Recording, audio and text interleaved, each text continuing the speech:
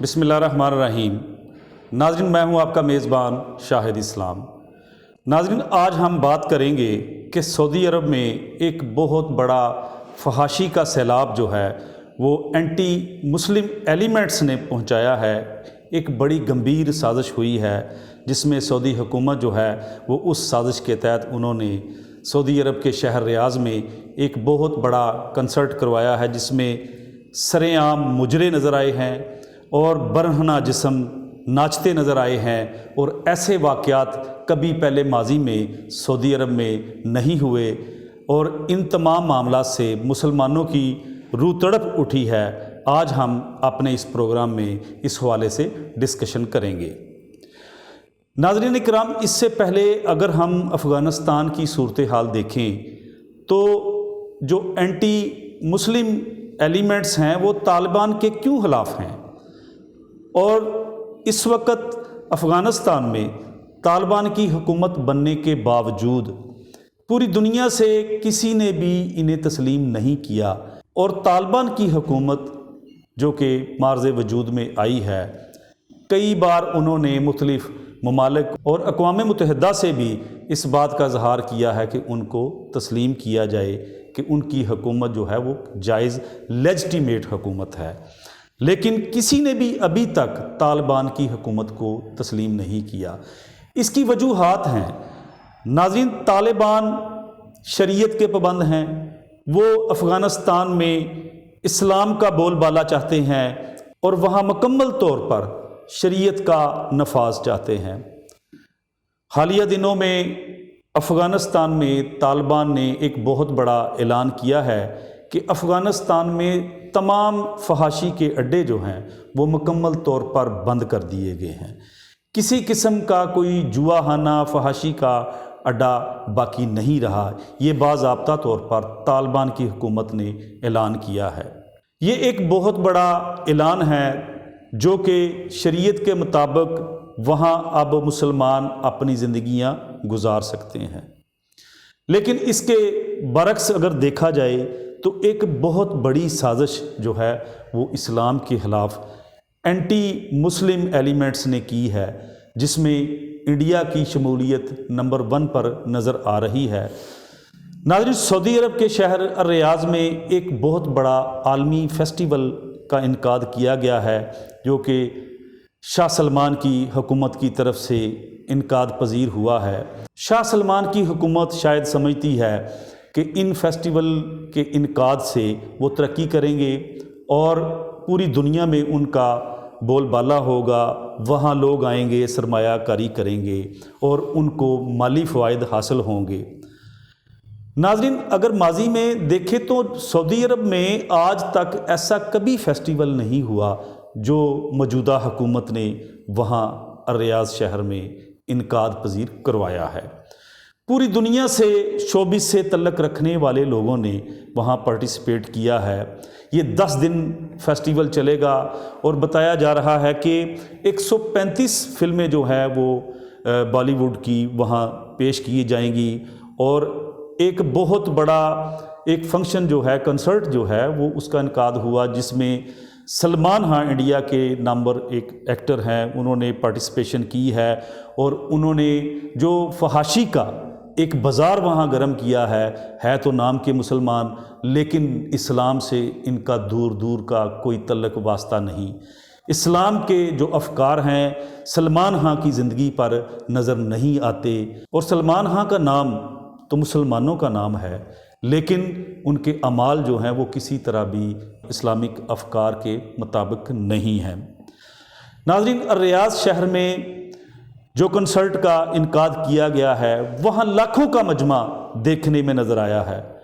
اور اس سارے مجمع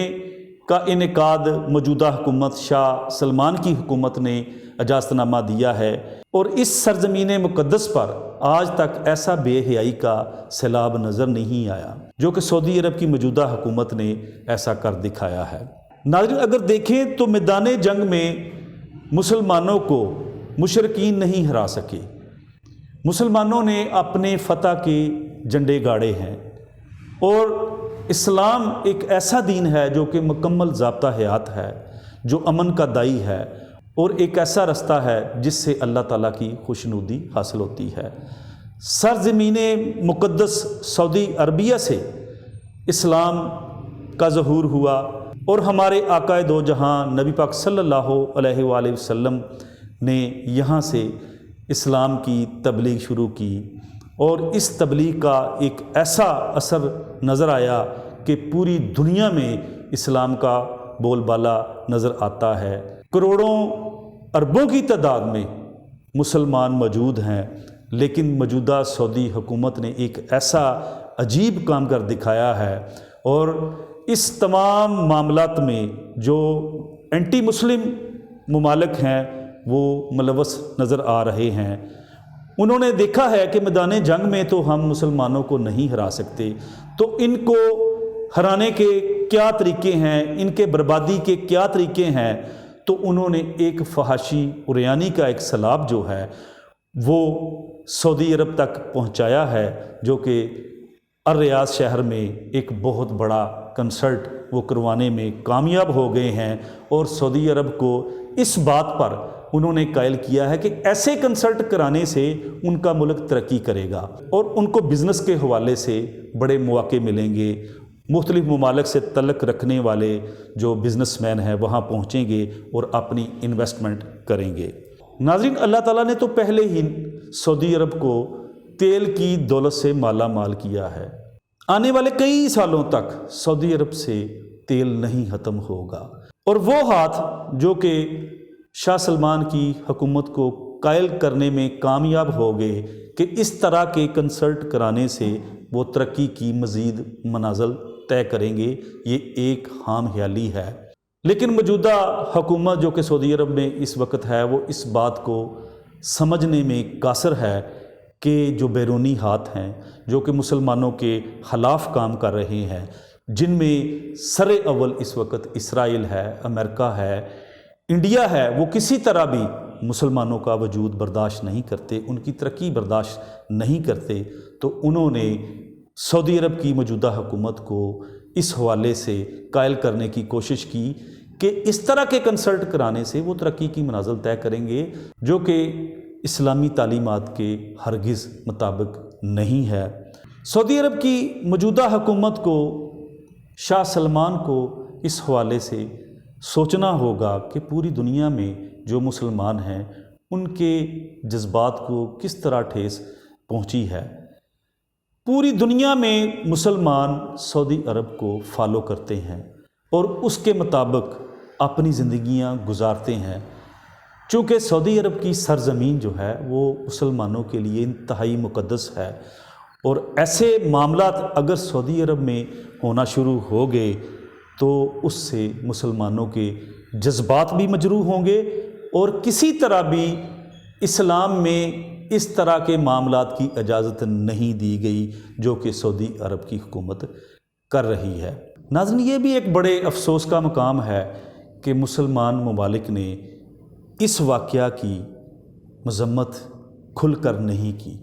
انٹرنیشنل میڈیا نے تو اس کو بڑھ چڑھ کر دکھایا ہے، لاکھوں کا مجمع ہے،